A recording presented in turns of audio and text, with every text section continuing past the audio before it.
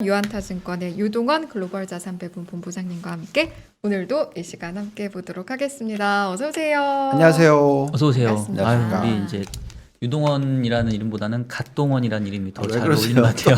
그러니까요. 처음 시작부터 또. 예. 앞으로 소개를 좀 그렇게 할까요? 예. 유동원 아니, 본부장님과. 아니, 그래서 여러분 우리 갓동원 저기 본부장님은 목요일 날 출연을 하시니까 그렇죠. 특별히 목요일 많이 그랬어요. 예.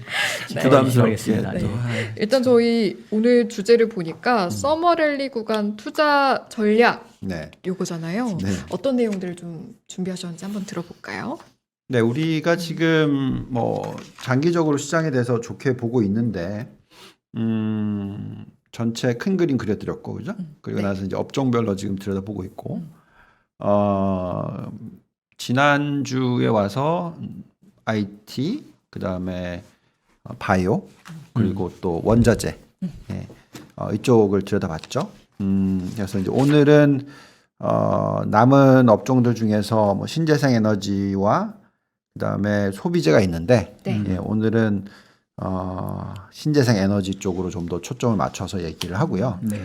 그 전에는 지금 서머랠리 올 거냐 안 올 거냐, 뭐 너무 많이 올랐으니까 쉬어야 되는 게 아니냐, 뭐 이런 얘기도 있겠지만 여러 가지 분석을 해본 결과로는 충분히 괜찮다, 시장이. 네, 그렇게 보여지고요. 네. 그다음에 이제 마지막 부분은 제가 이게 투자 레터를 지난 주말에 쓰거든요, 보통.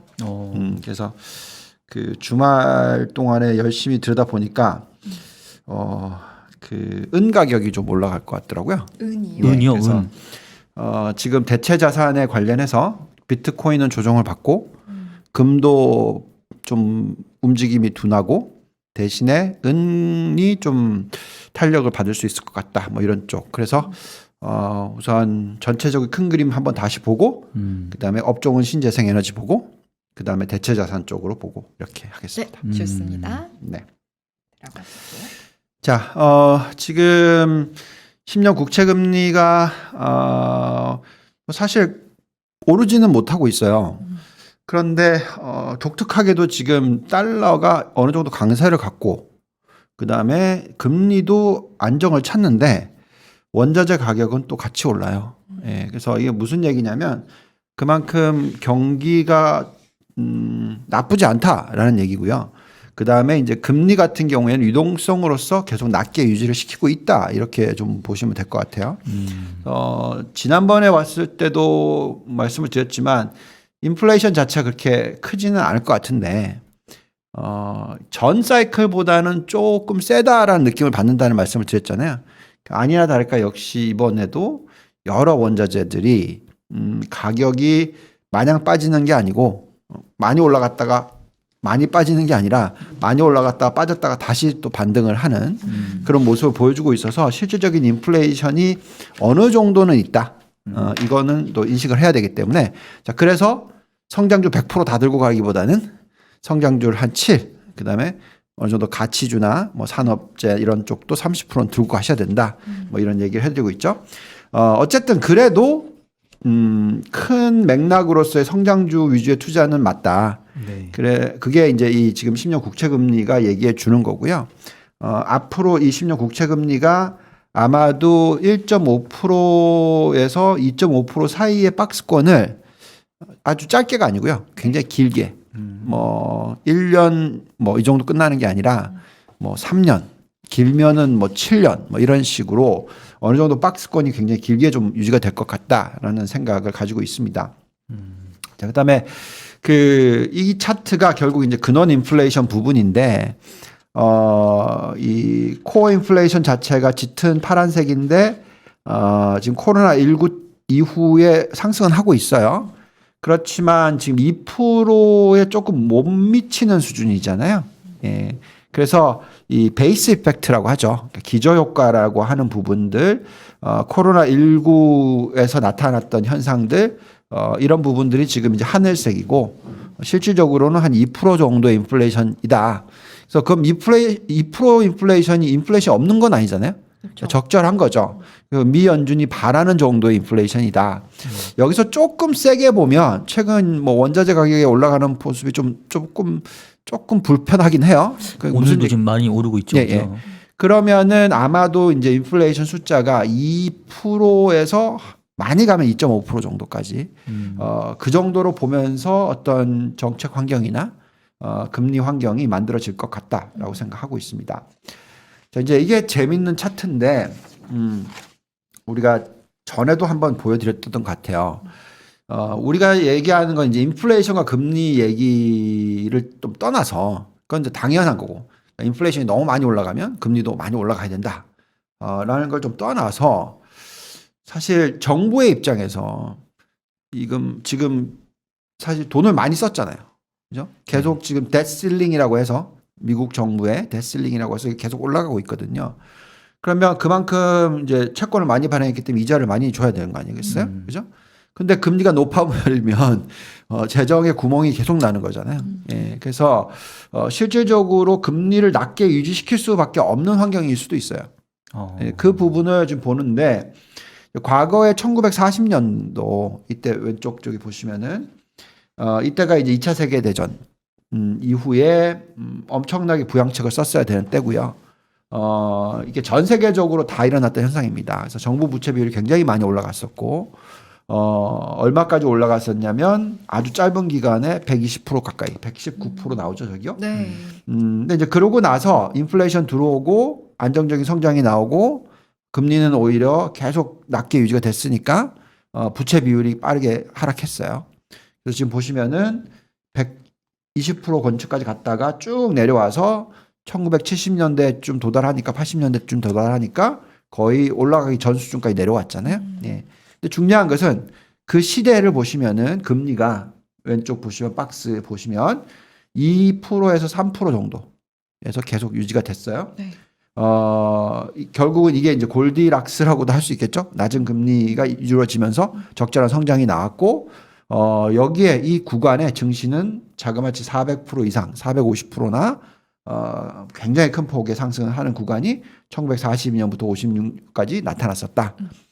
자, 결국 여기서 보면은 부채가 너무 높아졌기 때문에 네. 금리를 낮게 유지시켰다라는 거고요. 그러면 이제 오른쪽으로 가면 지금 현재 보시면은 많이 올라왔잖아요. 부채 비율이.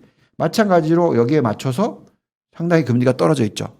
이게 인버스 릴레이션십입니다. 그죠? 부채 비율이 낮을 때는 금리가 높고 부채 비율이 높을 때는 금리가 낮고. 그러네요. 예, 그죠? 결국 당연하겠죠, 이게.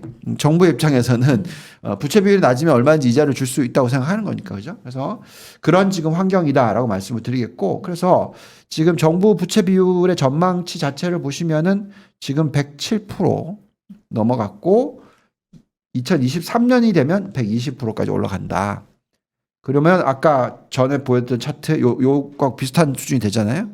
그러면 이제 요 구간이 지금 나타날 거다라고 생각한다면, 그러면 여기서부터 쭉 이제 앞으로 좀 하향 안정화 된다고 치면 시장이 이 구간이 나타날 수도 있잖아요. 그죠? 그래서 전체적으로 어떤 이 낮은 금리 시대가 계속 이어질 수 있다라는 부분을 생각하셔야 될 것 같습니다. 네. 자, 낮은 금리가 이제 이루어지다 보니까 정부가 어떤 행동을 하고 있는지를 확인을 하셔야 되고요. 전에도 나와서 말씀드렸지만 약간의 좀 립 서비스인 것 같다. 그러니까 정부가 자꾸 뭐 테이퍼링 얘기하고 미연준이 그다음에 금리를 연말에 내년 말에도 올릴 수 있다. 뭐 이렇게 얘기를 하는 건 어쨌든 내년 말까지 한참 남았는데 그 얘기를 하면서 어떻게 보면 이제 시장을 안정을 시키려고 하는데 근데 실질적으로 그러면 유동성을 축소하고 있느냐. 물론 리포를 사용해서 일시적으로 회수를 하고 있지만 전체적인 큰 그림은 그렇지 않다라는 거죠.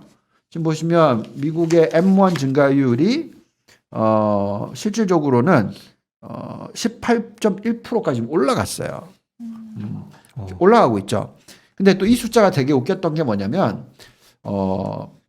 요 지금 앞에 숫자는 저희가 이제 어떻게 계산한 거냐면 갑자기 M1의 그 정의를 바꿨어요. 미연준이.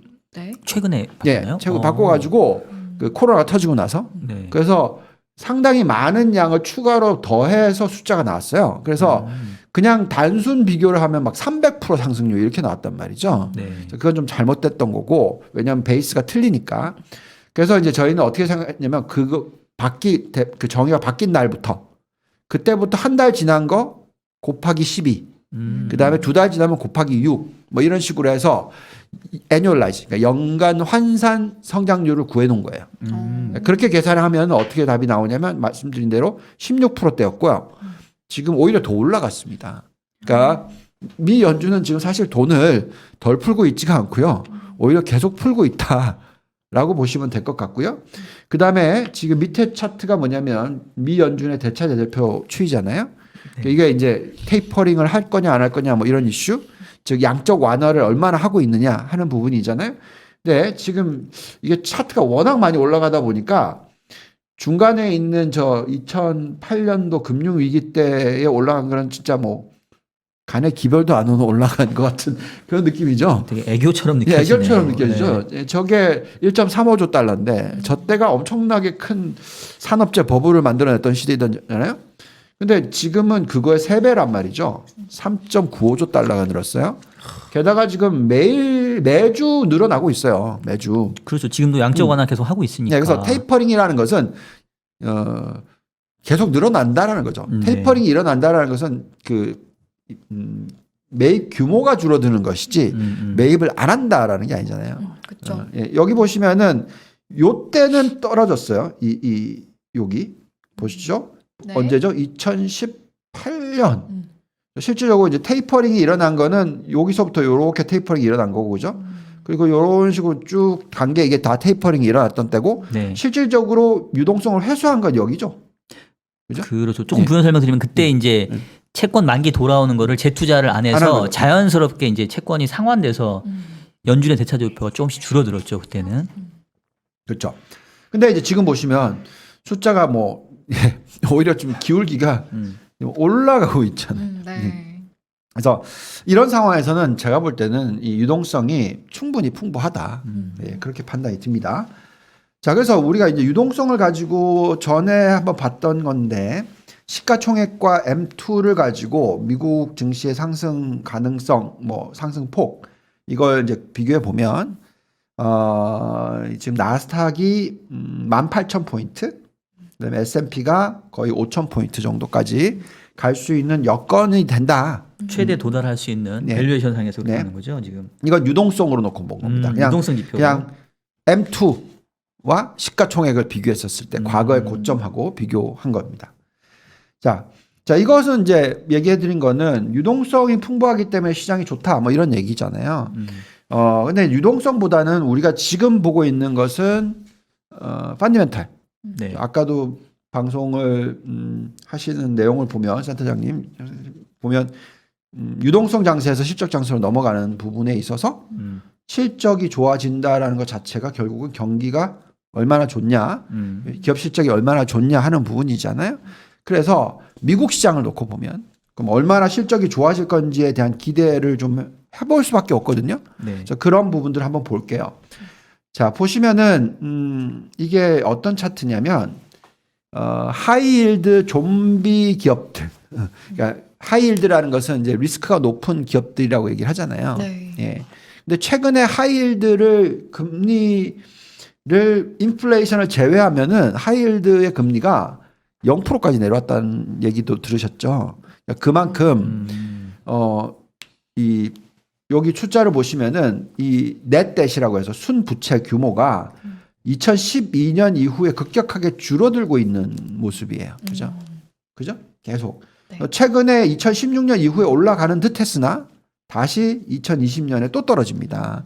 그러니까 이게 무슨 얘기냐면 지난번에 왔었을 때 이 대형 기업들의 그 숫자가 줄어들고 있고, 그죠? 7,000개 이상이던 기업이 상장된 기업이 3,000개로 떨어졌다. 미국이 네. 보여드렸잖아요. 그만큼 이제 M&A가 일어나고 있고 그러면서 이제 큰 회사들이 더 커지고 중소형 기업들의 어떤 위치 아니면 넷댓 규모가 줄어든다는 것 자체가 그만큼 이 규모가 작아지고 있다라는 거죠. 예, 그래서 제가 볼 때는 지금 미국의 펀디멘탈은 정말 좋다. 예, 그렇게 좀 보여집니다. 네. 또 미국의 가계부채 비율이 지금 전에도 보여드렸던 차트인데 많이 하락을 했다가 최근에 살짝 올라가고 있지만 78% 수준입니다. 우리나라가 몇 프로냐면 103.6%인가 8%인가 돼요. 뭐 훨씬 높잖아요. 그렇죠. 게다가 지금 미국의 국채 금리가 얼마죠? 지금 뭐 10년? 1.4%대 1.4, 1.5이죠. 한국의 10년 국채 금리가 얼마죠? 2.1%. 2.1 정도. 네. 예. 그러면 부채 비율이 낮고 금리도 더 낮아. 음. 그러면 미국의 가계 펀디멘탈은 우리보다 훨씬 튼튼하다는 얘기잖아요. 그죠? 그래서 실질적으로 미국의 소비의 회복 강도, 미국의 소비가 제일 중요한데 굉장히 괜찮을 것 같다. 그렇기 때문에 인플레이션이 아주 안 나오는 것 같지는 않고요. 아까도 말씀드렸지만 어느 정도 소비가 일정 부분 일어날 수 있다. 부채를 써서라도. 그렇기 때문에 인플레이션이 쉽게 죽지는 않을 것 같고 그렇기 때문에 100%다 성장주만 다 투자하는 것도 아닌 전략이다라고 말씀을 드릴 수밖에 없을 것 같습니다. 자, 역시 또 경기 선행 지표도 많이 올라오고 있어요. 그죠? 네. 100 이상이면 경기 확장이니까. 그죠? 그래서 저는 이제 계속 얘기를 하고 있는 게 뭐냐면 옛날보다는 좀 높은 성장률과 높은 인플레이션이 나올 것 같다. 그렇지만 그렇다고 해서 그게 과열까지는 또 아닐 것 같다. 그래서 간단하게 말씀을 드리면 2009년부터 2020년까지 골디락스 10년 이상 있었던 기간 동안에 평균 성장률은 2%, 네. 평균 인플레이션이 2%였다면 네. 앞으로 3년 내지 7년 동안에는 평균 성장률은 2.5%, 그다음에 평균 인플레이션은 2.5%일 수도 있다라는 거죠. 그래서 한 1%포인트 정도 더 높을 수도 있다. 그렇기 때문에 실질적으로 원자재 가격이 뭐 닷컴 버블 때처럼 막 아주 낮은 수준이 아니라 또 골디락스 기간처럼 굉장히 낮은 수준이 계속 이어지는 게 아니라 200 이상에서 지난번에 보였던 CRB 인덱스 네. 계속 유지가 되고 조금씩 올라가는 숫자가 나올 수도 있다. 뭐 그렇게 판단하고 있습니다. 자, 펀더멘탈 중에서 우리가 돌려보는 잔존가치 모델상의 미국 증시의 매력도는 S&P 500이 한 11% 상승 여력, 그 다음에 다우존스가 16% 정도, 그 다음이 나스닥이 22.3%, 나스닥 100이 33.5%. 그러니까 역시나 아직까지 성장주가 더 좋아 보이긴 하다. 네. 그렇지만 그렇다고 해서 다우존스 같은 쪽이 매력이 없느냐? 매력이 있다는 거죠. 16%면 뭐 차이는 나지만 뭐 아주 많이 차이 나는 건 아니고 또한 두 자릿수의 상승률을 가지고 있다라고 말씀을 드리고 있습니다. 자, 그다음에 이제 공포와 탐욕 지수를 놓고 말씀을 드리는데 우리가 이제 이 센티먼트를 볼 때 공포와 탐욕 지수가 너무 높이 올라가면은 그때는 좀 걱정스럽다라고 얘기를 하지만 공포와 탐욕 지수가 중립이면 그때는 너무 부정적으로 볼 필요가 없어요. 근데 지금 한 40대 정도 되거든요. 그러면 이제 딱 중립 정도보다 좀 낮아요. 그래서 제가 볼 때는 만약에 정말 미국 증시가 과열이라고 자꾸 얘기를 한다면 그거는 80 정도 갔었을 때 얘기하자. 아직은 썸머 랠리가 올 수도 있는 그런 여건이 있다라는 거고요. 혹시 본부장님 이거 언제자 기준으로 지금 이 정도인가요? 44가? 이게 여기 보시면 6월 25일 5시 30분. 아, 그래요. 네. 와. 아니 최근에 뭐 계속 사상 최고 경신을 하니까 약간 좀 이렇게 탐욕 영역으로 왔을 것 같은데 안 왔어요. 구분하자면 오히려 여전히 공포에 가까운 영역이 있네요. 네. 그렇습니다. 그 다음에 이제 그 미국 증시를 이거를 이제 하나만 보는 게 아니잖아요. 네. 6개를 우리가 보는데 식센스라고 얘기합니다. 식센스 요즘에 뭐 TV 쇼도 있고 그죠? 식센스 이제 저 옛날부터 쓰던 거니까 제가 뭐 가져온 건 아니라고 생각해 네. 주십시오. 이건 이제 옛날에 식센스라는 영화가 나오고 나서 아이디어를 얻어서 예, 뭔가 다른 걸 본다. 그러면서 이제 만들었던 거고요. 6개 지표를 보시면은 이제 밸류에이션, 이익 모멘텀, 유동성, 경기 선행 지표, 주식 선호도, 정책 환경을 봤을 때 지금 주식 선호도만 빼고는 나머지가 다 좋아 보인다. 그러면 이제 이 6개 지표를 다 더하면 총점이 4.5점 나오는데 최고점이 6점이에요. 스코어링에서 각 항목별로 가장 높은 게 1점인 거죠, 네. 지금. 네, 그래서 보통 3점 이상이면 매수, 4.5점 이상이면 적극 매수. 그래서 미국 증시를 지금 들여다본 결과로는 아직까지 고점 논란하기가 너무 빠르고 뭐 여러 가지 아까 유동성 부분도 봤고 펀디멘탈도 봤고 식센스 모델도 보고 했는데 미국은 좀 더 간다. 좀 더가 아니라 아주 많이 더 간다라는 얘기를 해드리고 있습니다. 자, 그래서 하반기 우리가 투자 전략 우리 얘기했죠, 그죠? 그래서 지금 다시 한번 이제 리뷰를 하면 네. 성장주, 가치주, 그죠? 성장주 70, 가치주 30. 그다음에 이제 선진국, 신흥국, 선진국 70, 신흥국 30. 그다음에 이제 경기 민감주를 절반 이상 꼭 가져가야 된다. 경기 회복한다. 이 얘기를 해드렸고, 그다음에 이 안에서 포트폴리오를 구성을 하면 IT 반도체 30%, 그다음에 에너지 신재생 에너지 20%, 바이오 헬스케어 20%, 원자재, 산업재 15%, 그다음에 소비재 15%인데 여기서 지금 IT 반도체, 신재생 에너지, 바이오 헬스케어 이런 것들은 다 성장주. 네. 그죠? 그다음에 이제 원자재, 중간재 산업재, 소비재는 이제 가치주. 그래서 요 세 개를 더하면 70%, 두 개를 더하면 30%. 그죠? 그리고 이제 지난주까지 우리가 IT 반도체 받고, 네. 바이오 헬스케어 받고, 네. 원자재, 중간재 산업재 요걸 받고, 이제 오늘은 요걸 보겠다라는 거죠. 신재생 에너지. 신재생. 예. 그다음에 이제 마지막 부분이 채권. 계속 말씀을 드립니다만 최근에 금리가 좀 낮게 유지가 되고 있긴 한데 저는 이게 뭐 무한대로 계속 떨어지기는 어렵다고 봐요. 지금 같은 이런 원자재 가격이 나오고 있고 뭐 이렇다면 금리가 여기서 추가로 계속 하락하기보다는 점차적으로 상승한다. 그래서 2%까지도 갈 수 있고 그다음에 좀 많이 가면 2.5%까지도 갈 수 있다. 근데 지금 현재 1.4%, 1.5% 정도 되니까요. 그렇기 때문에 채권 투자는 안 한다. 예. 뭐 계속 그렇게 유지를 할 겁니다. 네. 대신에 이제 금이나 은이나 가상화폐, 그러니까 금과 은과 가상화폐를 다 더해서 저희는 보거든요. 왜냐하면 이걸 화폐의 어떤 그 대체 자산이라고 보기 때문에 네. 지금같이 유동성을 계속 풀고 있고 돈을 많이 찍어내고 있을 때는 이쪽에 대한 투자도 일정 부분 하는 게 중요하다. 현금을 들고 있을 바에는 이걸 들고 있는 게 낫다라고 생각하는데 전체의 10% 정도만 들고 있자. 뭐 많이 들고 있으면 그렇게 지금 얘기를 하고 있습니다. 네. 자, 그래서 이제 우리가 그 에너지 업종 안에서 신재생 에너지 업종에 대해서 좀 보겠습니다. 자, 지난번에 보여드렸듯이 에너지 업종의 ROIC와 WACC를 보고 봤었을 때는 에너지 업종 투자를 하기 어렵다라고 얘기했는데 별로 뭐 좋아 보이는 구성은 네, 없네요. 없었는데 문제는 최근에 지금 유가가 계속 올라가니까 실질적으로 마진이 올라갈 수도 있죠. 예, 그래서 지금 사실 탄력을 받고 있는 쪽은 에너지 업종 중에서 오히려 원유 쪽, 예, 원유 쪽의 종목들이 주식의 퍼포먼스가 상당히 좋긴 합니다. 그렇지만 장기적으로 놓고 봤었을 때 계속해서 이렇게 일시적으로 좋아질 수는 있으나 코스트 대비해서 계속 비용이 높다라는 이익 대비해서 비용이 높다라는 부분은 계속 유지가 되는 것이기 때문에 네. 장기적으로 갈 거라고 생각하지는 않습니다.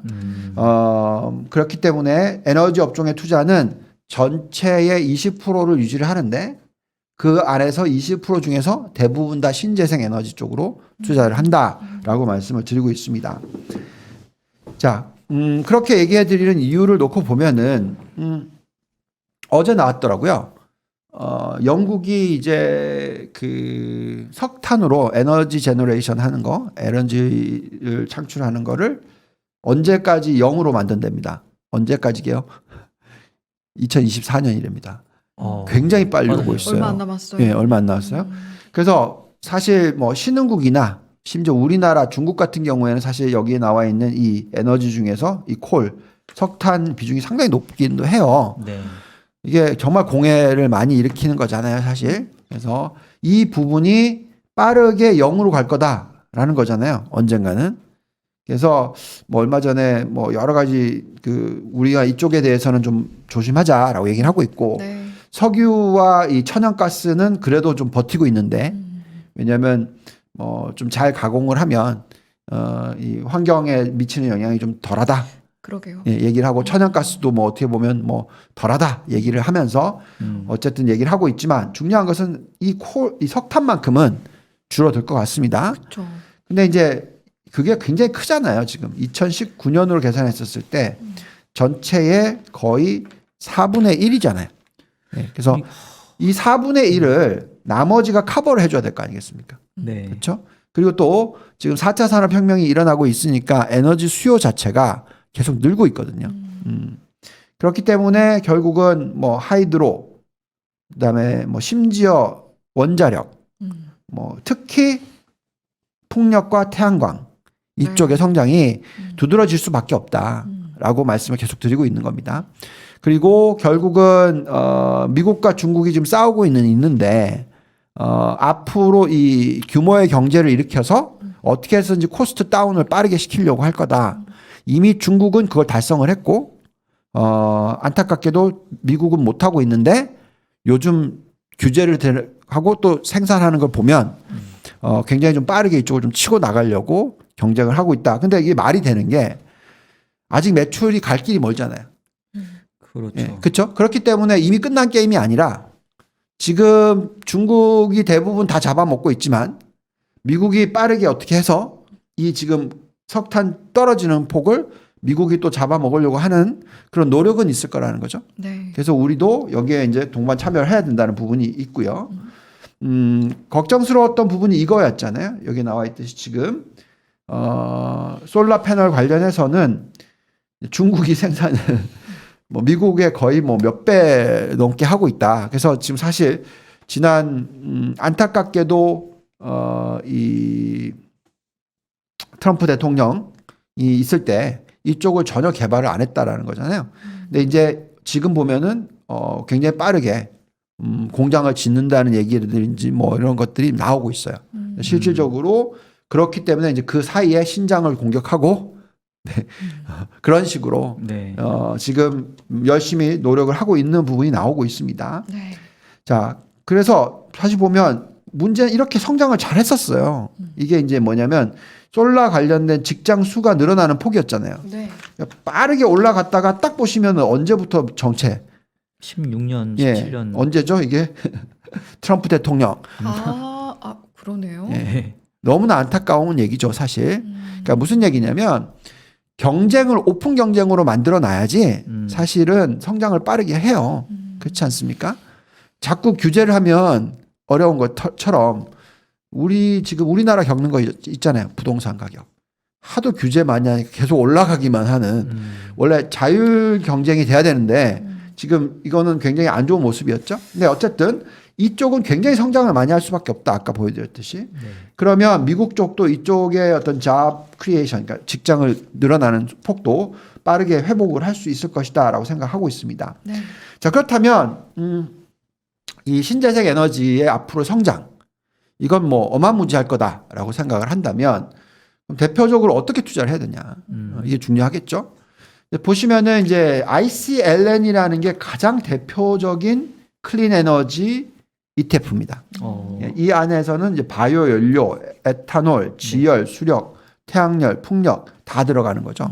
규모로 따지면 이제 제일 크다라고 말씀드리겠고 AUM이 보시면은 5,500 이게 밀리언이니까 숫자가 5.5 빌리언 달러죠. 그죠? 네. 예.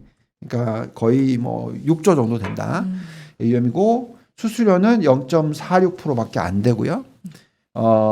보시면은 이제 수익률 자체가 그렇게 높지 않았었지만 11개월로 놓고 보면 굉장히 높았는데 최근에 좀 많이 조정을 받았어요. 그래서 저도 제 포트폴리오에 제법 많이 싣고 있었기 때문에 네. 이 부분 가지고 많은 야단을 받았었던. 근데 최근에 또 이제 확 들어오기 시작합니다. 수익률이. 그러니까 어떤 얘기냐면 자, 성장이 앞으로 더 이상 없다. 그러면은 투자를 조심하셔야 되는데 뭐 예를 들어서 이런 거죠. 최근에 보면은 뭐 여행주라든지 이런 종목들이 많이 올라가잖아요. 그렇죠. 왜냐하면 워낙 이익 증가율이 거의 없다가 엄청나게 마이너스였다가 막 이제 이익 증가율이 막 100%, 200% 이런 숫자들이 보이잖아요. 왜냐하면 워낙 안 좋았던 숫자 대비해서. 그러니까 막 사고 싶은 욕구가 생기는데 중요한 거는 이제 여행이 정상화됐다고 쳐요. 그러면 정상화되고 코로나가 다 지나가고 정상화됐는데 그리고 나서 그 다음 해의 증가율은 높을 수가 없을 거 아니에요. 그죠? 2% 성장률 하면 많이 올라가는 거죠, 사실. 그렇지 않습니까? 근데 이 클린 에너지는 지금은 어떻게 보면 가격 좀 많이 폴리실콘 가격이 많이 올라가지고 경쟁력이 떨어졌다고 얘기를 하면서 적자가 난다 뭐 이런 얘기를 하지만 매출이 성장을 안 하는 게 아니잖아요. 매출은 무조건 두 자리 성장을 계속하고 있는 거예요. 그러면 이게 계속 앞으로 두 자릿수 성장률을 앞으로 1년이 아니라 10년을 간다 생각하면 네. 엄청난 어떤 매력이 있다라는 거죠. 자, 그래서 ICLN, 뭐 QCLN, PBW 이런 ETF들이 있습니다. 네. 활용을 하는 게 중요하겠고요. 그다음에 또 요즘에 계속 얘기하는 게 뭐죠? ESG. 예, 그죠? ESG 얘기를 많이 하는데 여기에서 E가 결국은 environment잖아요. 네. 그러니까 환경.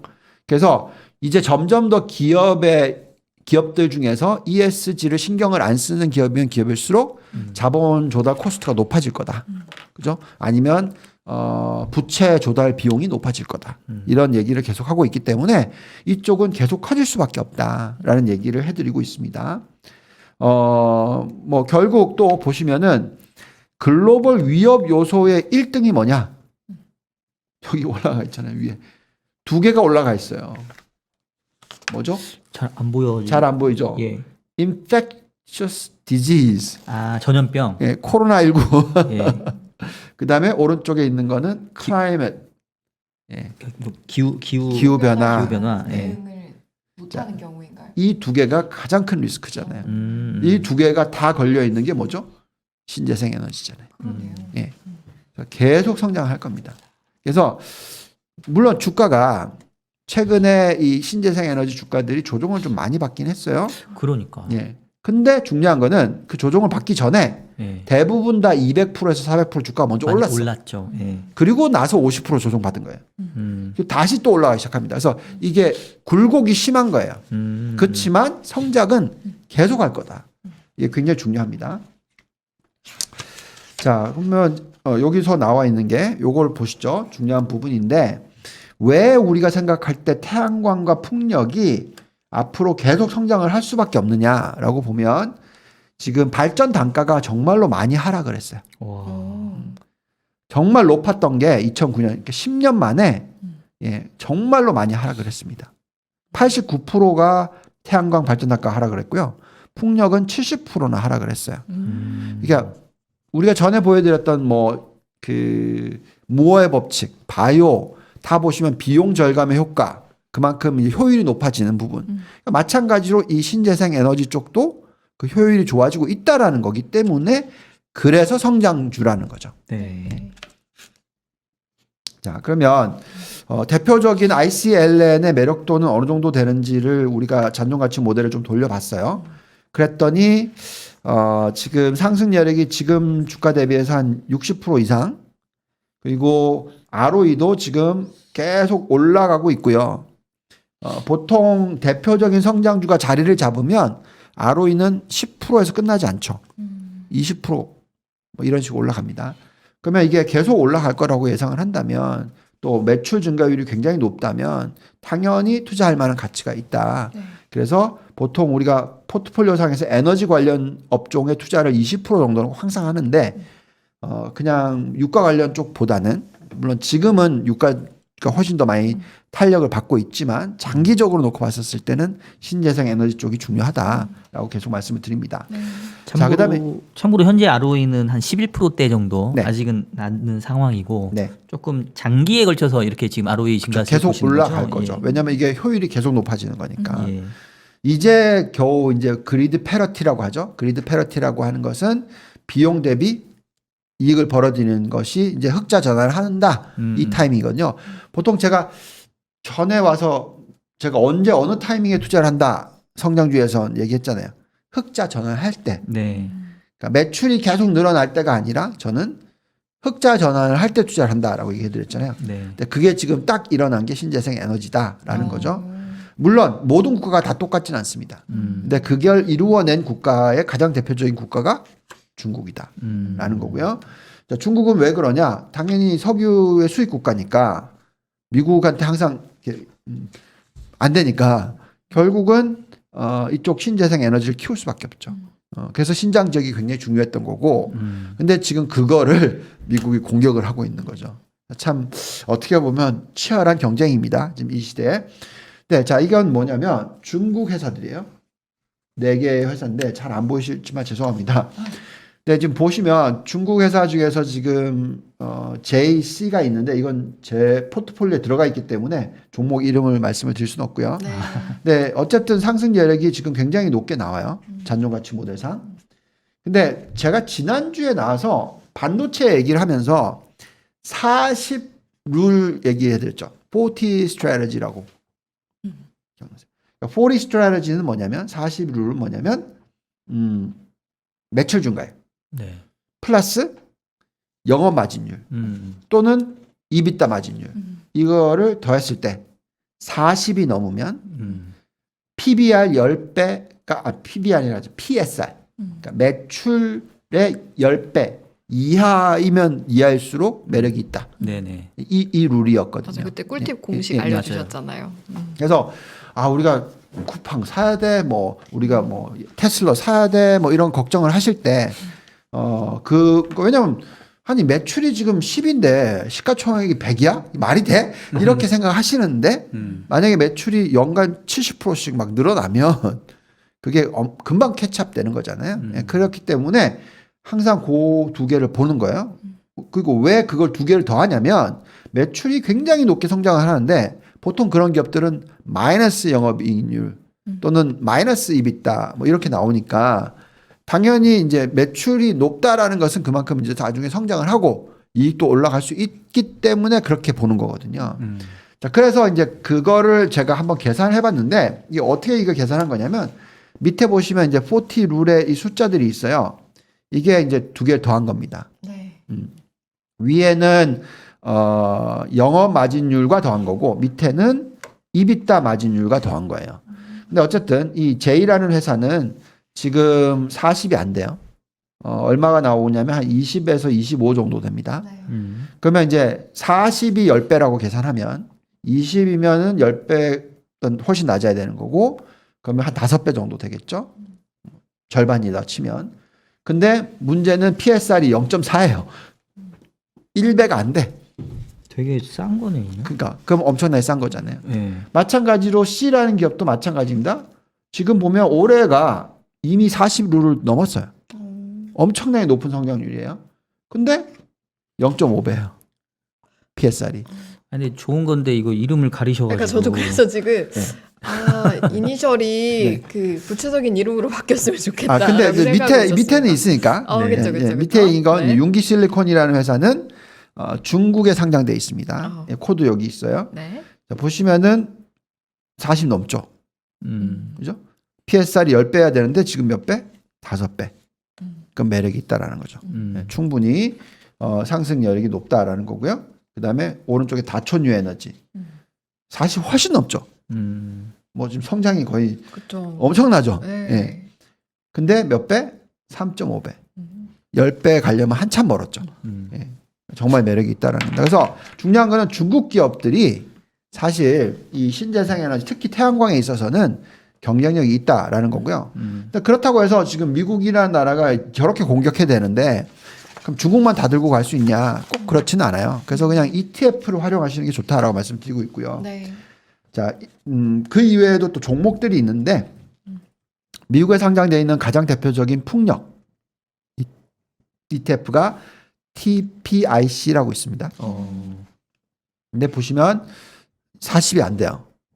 예, 그렇지만 뭐 중요한 것은 뭐 10배라고 치면 PSR이 44분의 1로 계산했을 때 지금 현재 PSR이 1배밖에 안 되니까 매력이 있다라는 거고 그다음에 잔존 가치로 돌려봐도 50% 상승률이 나온다는 거고요. 그다음에 인페이즈 에너지라는 회사가 있어요. 보시면 훨씬 넘죠, 사실.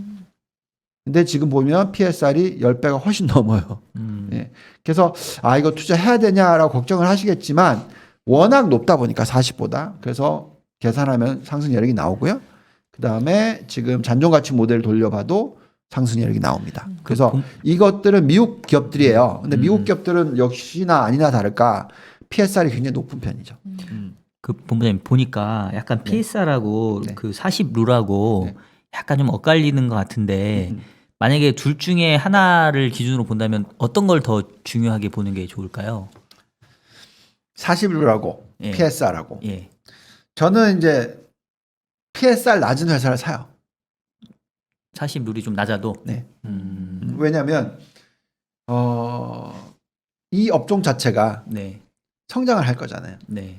그리고 사실 지금 이기고 있는 애들이 정말로 다 이길지는 몰라요. 왜냐면 앞으로 예를 들어서 지금 이제 겨우 1부터 100까지 가는데 이제 1 왔다고 치고 앞으로 99를 가는데 네. 어떤 회사가 더 잘해가지고 그걸 또 다 잡아먹을 수도 있는 거잖아요.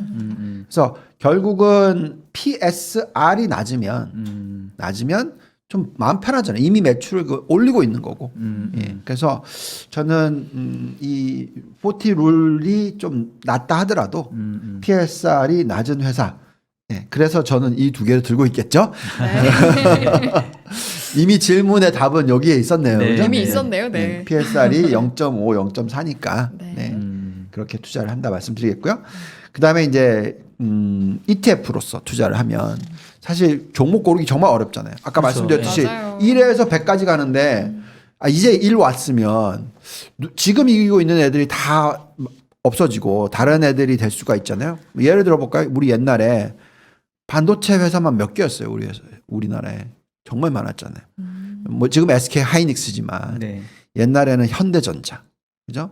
그다음에 LG 반도체, 뭐 반도체 회사만 정말 많았어요. 뭐 미국 우리나라뿐만이 아니라 미국도 많았고 메모리 쪽만 얘기하는 네. 겁니다. 특히 또 유럽, 일본 다 많았잖아요. 다 사라졌고 삼성전자와 SK 하이닉스를 제외하고는 지금 거의 마이크론을 제외하고는 사라졌잖아요. 근데 문제는 삼성전자는 증자를 하더라도 돈을 버셨지만 SK 하이닉스와 마이크론은 잘못 타이밍에 투자했었으면 네. 이미 다 에코티가 다 날아갔어요. 다시 투자를 했었어야 돼요. 살아는 남았지만 그만큼 종목 고르기가 정말 어렵잖아요. 그렇죠. 그래서 이렇게 종목 고르기가 어려울 때는 그냥 ETF를 사시는 게 좋다. 되게 무식한 질문일 수도 있는데 네. 제가 모르니까 일단 여쭤볼게요. 이게 지금 이제 종목이랑 섹터를 고르는 방법론, 그러니까 고기를 잡는 지금 방법을 알려주고 계시는데 저희 투자자분들이 이제 실제 투자를 하려고 보면 이제 그 말씀하신 아이디어를 좀 이렇게 적용을 시켜야 되잖아요. 네. 근데 뭐 저도 나름 이 시장에 있는 전문가라면 전문가인데 해외 기업들 예를 들면 뭐 PSI라든가 이런 뭐 사십 룰이라든가 이런 거를 직접 계산하기 쉽지는 않을 것 같아요. 혹시 이런 거를 데이터를 얻을 수 있는 소스 같은 게 있나요? 아니면 이제 본부장님만 가지고 계시는 어떤 그런 이게 건가요? 블룸버그예요. 블룸버그죠. 네. 블룸버그를 하려면 예. 비싸잖아요. 저 직접 블룸버그에서 로 데이터로 가공을 해야 되는 거죠. 그런 방법이 있잖아요. 네. 인포맥스 라이브를 아. 목요일 밤에 항상 네. 함께 하시면 되잖아요. 안타깝게도 그쵸, 진짜 본부장님? 그게 네. 이 블룸버그가 비싸요. 불대리라고 우리가 하는데 네, 정말 비싸요. 여러분 그냥 저희랑 함께 해주세요. 여러분 본부장님께서 알려주실 겁니다. 그렇죠? 돌아가 볼게요. 네, 그래서 뭐 이렇게 TAN이라는 태양광 대표적인 ETF 있고요. QCLN 신재생 에너지 있고요. PBW, PBD가 있어요. 그런데 이제 제가 얘기하는 거는 PBW보다 PBD를 더 많이 들고 있어야 된다고 얘기하는 이유가 아까도 보여드렸듯이 미국보다는 다른 나라들이 지금 신재생 에너지를 훨씬 더 먼저 나가고 있다. 당연하죠. 트럼프가 막아놨기 때문에 유럽과 중국은 굉장히 지금 빨리 치고 나갔었고 이제 미국은 큰일 났네? 우리 이거 해야 되겠네? 하면서 자꾸 규제를 때리는 거고 예, 좀 나쁜 방법을 좀 쓰고 있지만 어쨌든 뭐 그렇게 보시면 되겠습니다. 네. 자, 그래서 지금까지 보여드렸던 거는 신재생 에너지 꼭 투자하셔야 된다. 네. 이제 100 가야 되는데 이제 1 왔다. 예, 아직 멀었네요. 아직 멀었다. 그래서 이건 앞으로 언제까지죠? 탄소 배출 24년? 제로. 2050년. 2050년. 예. 몇 년입니까 지금? 뭐 한 30년 남았죠. 좀 남았- 30년 네, 남았죠. 예, 30년 동안에 30배는 가겠죠. 예, 모르겠습니다만 예, 저는 그렇게 생각합니다. 그래서 이건 이제 제 의견이고 네. 예, 분석을 꼭 해보시고 그만큼 이제 앞으로 이제 변화가 생긴다. 특히 전기차가 들어오고 전기차가 왜 테슬라가 최근에 주가가 올라갔냐면 테슬라도 태양광 한다더라. 다 연결이 될 수밖에 없습니다. 네. 예, 그래서 계속해서 지금 이 부분은 지켜보셔야 된다라고 말씀드리겠고요. 자, 그 다음에 이제 마지막으로 시간이 벌써 10시가 넘었네요. 네, 그 대체 자산 부분에 있어서는 네. 빠르게 간단하게 보겠습니다. 네. 요것만 보시죠. 대체 자산의 규모. 자, 연초에 금이 12조 달러였어요. 근데 금이 빠졌습니다. 6%. 11.3조 달러가 됐어요. 그다음에 은이 14조 달러, 죄송합니다. 1.4조 달러였는데 1.41이니까 뭐 약간 빠졌습니다. 1.3% 빠졌습니다. 근데 가상화폐는 이제 비트코인만 보는 게 아니에요. 모든 가상화폐가 다 들어갔습니다. 네. 왜냐하면 비트코인 가격은 많이 빠졌지만 신규로 생겼던 워낙 화폐들이 많아가지고 그렇죠. 그 숫자를 보시면은 0.7조 758조 달러에서 1.26조 달러니까 66%나 늘었어요. 그렇기 때문에 네. 이 비트코인이랑 이런 코인 가격이 많이 빠졌다 하더라도 그러게요. 신규로 너무 많이 들어왔기 때문에 사실 굉장히 성장이 많았다. 그래서 어떻게 보면 가상화폐가 요즘같이 이 규제를 맞으면 상승하기가 상당히 어렵다라고 말씀을 드릴게요. 그리고 그 차트를 보면 이게 이제 비트코인 차트인데 보시면 이렇게 이게 뭐 저희가 보는 차트인데 어쨌든 결론은 뭐냐면 비트코인 가격도 3만 달러에서 4만 달러 사이에서 박스권을 유지할 수밖에 없을 것 같다. 당분간은 뭐 이렇게 보는 겁니다. 그래서 중요한 것은 여기 보시면 총 합계를 다 더해야 돼요. 네. 총 3개를 다 더했는데 연초에 14.244. 근데 지금 14. 그러면 연초 대비해서 얼마나 빠졌나 하면 마이너스 1%대 2%대 빠졌어요. 네. 근데 제가 아까 보여드렸던 미국의 M1 증가율이 얼마였죠? 16? 18.1%. 예. 자, 그럼 18.1%의 M1 증가율이라면 달러의 가치가 실질적으로는 그 정도까지 하락을 했다는 거잖아요. 돈을 많이 찍었으니까. 플러스 테니까. 예. 그러면 그 하락 부분을 커버를 하려면 이 대체 자산의 규모가 커져야 된다는 거죠. 그래서 저는 그렇게 계산합니다. 그래서 이 달러 찍어낸 게 18%다. 그러면 그 가치가 그 정도로 빠졌으니까 적어도 가상화폐 시장이 그 정도 올라가야 된다. 그러면 얼마나 올라가야 되냐? 2자릿수는 올라가야 될 것 같다. 그 정도로 지금 돈을 많이 찍어냈으니까. 자, 그렇다면 중요한 것은 3개를 다 더한 숫자가 한 10% 정도에서 20% 정도 상승을 한다라고 계산한다면 연말까지. 네. 그럼 한참 가야 되겠죠. 그러면 금이 10% 올라가면 끝나죠. 왜냐하면 금이 대부분이니까. 거의 뭐 전체의 80%가 넘죠. 근데 재밌는 것은 아까 가상화폐는 더 이상 성장하기 어렵다고 치면 갈 수도 있습니다만 그냥 이건 아무것도 안 움직인다고 치고 또 금도 안 움직인다고 치면 나머지 은 가지고 올라간다고 치면 이건 다 가정입니다. 가정하에. 예. 그럼 도대체 은이 얼마나 올라가야 돼요? 은이 지금 10%밖에 안 되잖아요. 사이즈가 작으니까 훨씬 많이 올라가야 되죠. 그렇죠. 전체가 10% 올라간다면 네.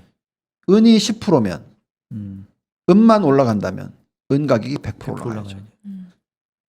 그래서 물론 지금 현재 시점에서 은이 얼마나 올라갈지는 정확하게 모르겠으나 지금 보면은 이 은에 대한 어떤 뒷받침될 수 있는 부분은 있다라는 거죠. 뭐냐면 원래 모든 원자재 가격은 수요와 공급이잖아요. 네. 그죠?